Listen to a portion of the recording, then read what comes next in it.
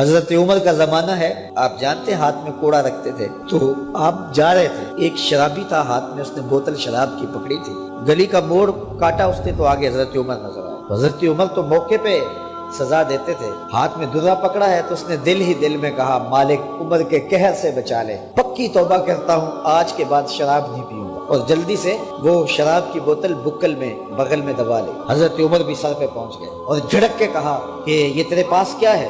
تو ڈرتے ہوئے کہا حضرت سرکہ ہے۔ تو عمر سے کہا نکال، تو جب نکالا تو واقعی سرکہ ہو گیا تھا۔ جو رب شراب کو سرکے میں بدلنے پہ قادر ہے، وہ رب گناہوں کو نیکیوں میں بدلنے پہ بھی قادر ہے۔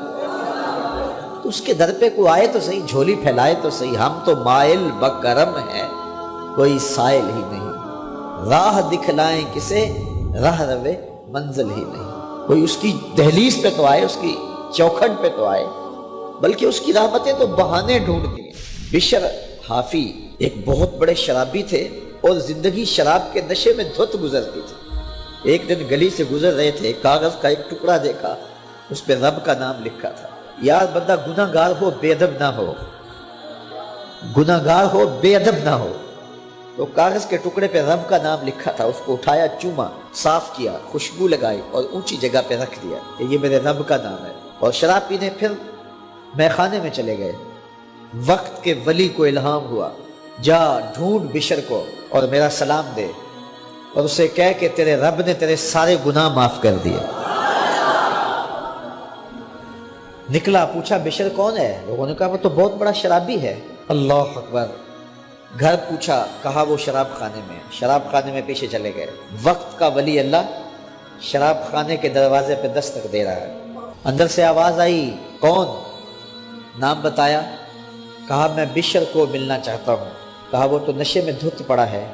ساقی میخانہ نے کہا کہ وہ تو نشے میں دھت پڑا ہے، کہا اسے ملنے آیا۔ تو اس نے جا کے کہا کہ باہر تیرا کوئی مہمان ہے۔ تو بشر نشے میں ہی ڈولتا ہوا ننگے پاؤں دروازے پہ آیا۔ اللہ کا ولی کھڑا تھا، کہا کہ تیرے رب نے تجھے سلام بھیجا ہے، تو نے اس کے نام کی قدر کی تھی اور اس نے تیرے سارے گناہ معاف کر دیے۔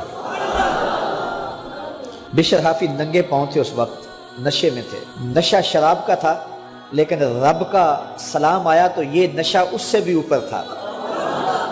جھوم اٹھے اور کہا کہ میں اب رب کا سلام آیا ہے تو اب میں ننگے پاؤں تھا، اب ساری زندگی میں جوتا نہیں پہنوں گا۔ عربی میں حافی ننگے پاؤں والے کو کہتے ہیں، تو بشر حافی کو بشر حافی اس لیے کہتے ہیں کہ وہ ساری زندگی پھر برہ نہ پا رہے، انہوں نے کبھی بھی جوتا نہیں پہنا تھا، زندگی بدل گئی، لیکن پاؤں میں جوتے نہیں پہنتے تھے کہ میرے رب کا سندیسہ جب میرے نام آیا تھا، میری جب تقدیر بدلی تھی، میرے رب نے جب مجھے محبت نامہ بھیجا تھا، مجھے سلام بھیجا تھا، پیغام بھیجا تھا، تو میرے پاؤں میں جوتا نہیں تھا۔ تو بشر حافی جوتا نہیں پہنتے تھے، تو رب نے کرم یہ کیا کہ بشر حافی نے گھر سے مسجد میں جانے کے لیے جو راستہ اختیار کرنا ہوتا تھا، اس راستے پر جانور گوبر نہیں کیا کرتے تھے، جانور لیت نہیں کیا کرتے تھے۔ یہ بشر حافی کی گزرگاہ ہے۔ ایک دن ایک شخص آیا تو جس راستے سے بشر حافی گزرتے تھے تو وہاں کسی جانور کا گوبر پڑا ہوا تھا، تو اس نے بلند آواز سے کہا ایھا الناس، لوگوں سن لو، بشر حافی انتقال کر گئے۔ لوگوں نے کہا تمہیں کس نے بتایا ہے؟ کہا یہ گوبر پڑا ہوا ہے، اس کا مطلب ہے کہ آج بشر حافی اس گلی سے نہیں گزریں گے۔ تو جب پتہ کیا گیا تو حضرت بشر حافی کا واقعہ انتقال ہو گیا۔ کوئی سچی توبہ کرے تو صحیح، کوئی اس کی دہلیز تو آئے تو صحیح، ہم تو مائل بکرم ہیں کوئی سائل ہی نہیں، راہ دکھلائیں کسے راہ روے منزل ہی نہیں۔ کوئی جھولی تو پھیلائے، وہ تو کریم ہے، اس کی تو رحمتیں آواز دے رہی ہیں، یا ایھا الانسان ما غرک بربک الکریم، او بھاگے ہوئے انسان آجا پلٹ کے، تیرا رب بڑا کریم ہے۔